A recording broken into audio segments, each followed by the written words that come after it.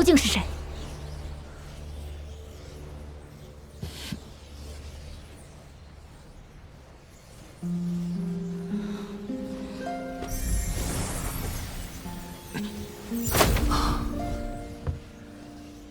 久违了，南宫婉。怎么是你？我不是，我没有，你认错人了。哦，是吗？那阁下莫非是南宫和，亦或是南宫蝶当面？你，我说过，若是有朝一日你遇到了危险，我定会来帮你。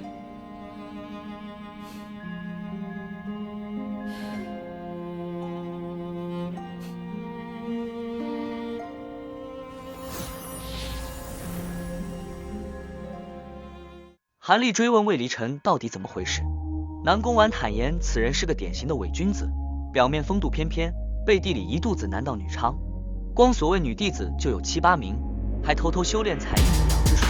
他第一次求婚时就一口回绝了。韩立更奇怪了，回绝了怎么还会答应？南宫婉反问他知道天南3大元婴修士吗？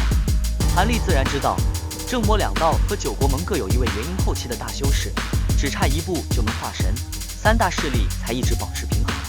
南宫婉苦笑道，魏离尘的亲叔祖就是3大修士中的魏无涯，修炼的是独道功法，神通远超常人想象。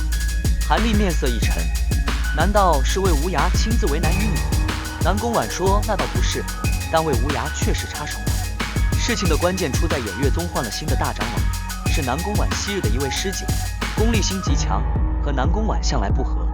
魏离尘几次求婚被拒后，不知用什么方法请动魏无涯找上了这位师姐。仅仅半年后，在南宫婉轮回功法的轮回期内，师姐突然出手制住了她，逼她嫁给魏离尘。韩立难以置信，竟有同门用这种手段对付元婴修士。南宫婉冷笑道，魏无涯提出的条件太诱人了，只要婚事成了，偃月宗可以跳出北凉国发展，魏离尘还会脱离化一门加入偃月宗。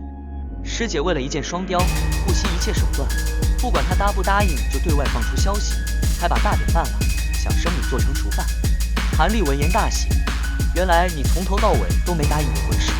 南宫婉白他一眼，反问既然几年前就结了元婴，为何不早点来找他？若早来1年也不会惹出这些事。韩立愣住了，他隐隐知道南宫婉是自己真心喜欢的人，却始终没敢直接碰触这份感情，直到得知她要嫁人，才冲破那层彷徨。南宫婉站起身走到他身前，说，两人情况差不多，虽阅历神通远超凡人，但情感一世都是第一次，都陌生又畏惧。修士为了修炼心境，不得不将大部分情感深埋心底，激情过后留下的更多是平淡与持久。当他得知韩立还活着时，高兴之余仔细考虑了2天2夜，最终决定遵从本心接纳他。说完，他握住韩立的手，韩立默然片刻，另一只手也搭了上去，感受那份娇嫩滑腻，心中升起温馨之感。韩立忽然说，婉儿，你被困此地却一丝焦虑都没有，应该早有脱身良策吧？南宫婉狡黠一笑，说他虽被软禁在洞府，知道此事的只有几个高层，普通弟子并不知情。他在师姐制住他时被下了好几种禁制，但他的轮回功法进入元婴期后多出许多不可思议的神通，普通禁制困不住他。唯独师姐亲手下的困心术不好破解，这禁制用师姐自己的精血种下，关键是一块禁制令牌，不摧毁令牌，他在100里内都受控制。南宫婉原先打算在大典前几天趁他们松懈时恢复法力，远远逃走，但韩立来了，这问题就交给他了。韩立眉头一皱说，困心术确实麻烦，但转头一笑，不就是一块令牌吗？我去取来便是，顺便替你出口恶气。南宫婉连忙摇头，说师姐已是元婴中期修为，神通不是初期修士可比的，他只是试探韩立的心意，2人偷偷溜走就是了，大不了花10几年慢慢炼化禁制。韩立却说试试再说，若真不成再走也不迟，由他护着，即使受禁制也能冲出去。南宫婉凝望他片刻，终于同意，但提议由他将师姐引到洞府，借助洞府隐秘禁制，2人联手将其擒下，这样更稳妥。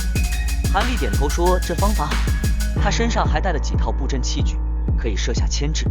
南宫婉说事不宜迟，留半天时间给他破除禁制，恢复法力。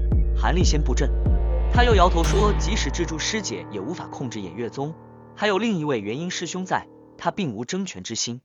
韩立说，若一切顺利，你跟我回落云宗就是。九国盟再大，魏无涯在偏袒魏离尘，在法师入侵的关头也不敢轻易得罪天道盟和2名元婴修士。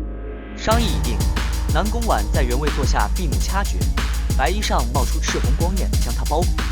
韩立也没闲着，在大厅四周来回游走，阵旗阵盘不停飞射而出，全钻入各处不见踪影。他故意把法阵威力只控制在大厅内，选的全是隐蔽异常的阵法，不刻意用神识搜索，难发现。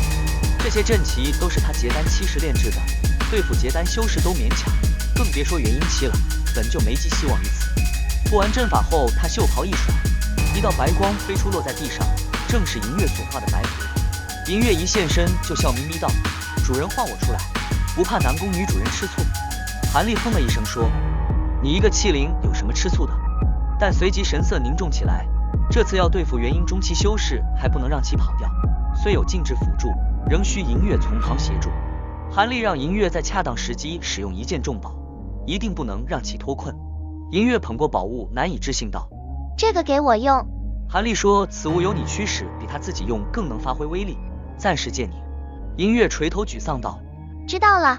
但又摸了宝物几下，显然极喜爱，随后手持宝物，周身银光闪动，钻入地中，消失不见。韩立又围着大厅转了几圈，忽然抬头望向屋顶，沉吟片刻后，将一只灵兽带祭出，大片3色是金虫蜂拥而出，化为丈许重云。他张口喷出一团青霞，打在重云上，掐诀念咒，重云瞬间化作漫天星光，冲天而起，没入屋顶，不见踪影，气息全无。韩立确认毫无破绽后，才满意点头。布置完一切，韩立在南宫婉对面坐下，望着眼前女子诱人娇容，一解多年相思之苦。正看得怔出神时，忽然目中迷醉之色一退，神色阴沉下来。他身形毫无征兆，一阵模糊，凭空从椅子上消失。有人在大厅外偷窥，那人一惊，想抽身离开，身后已传来韩立淡淡的声音，为何再次偷窥？难道不怕你师祖怪罪？那人不敢回头，结结巴巴说，没有偷窥，只是担心师祖才来看看。声音清脆娇嫩，正是引韩立进洞府的那名黄山少女玉儿。韩立冷冷道，既是想看看，为何隐匿身形，鬼鬼祟祟？你身上贴的灵隐符是罕见的高级符箓，一名筑基修士从哪弄来的？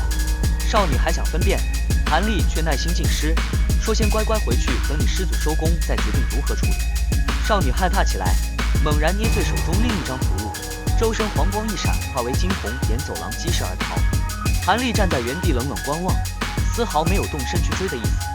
黄光刚射出10余丈，拐角处墙壁上突然凭空喷出一团粉红色香雾，一下将盾光照在其中。少女盾光一散，身形晃了几晃，翻身栽倒。银月从喷出香雾的墙壁上一跃而出，优雅摆动虎尾，笑嘻嘻走到少女身旁。这位势必来历不明，持有重宝，偷窥之举背后是否受人指使？师姐的禁制令牌究竟在何处？韩立与南宫婉布下的天罗地网，即将迎来第一位猎物。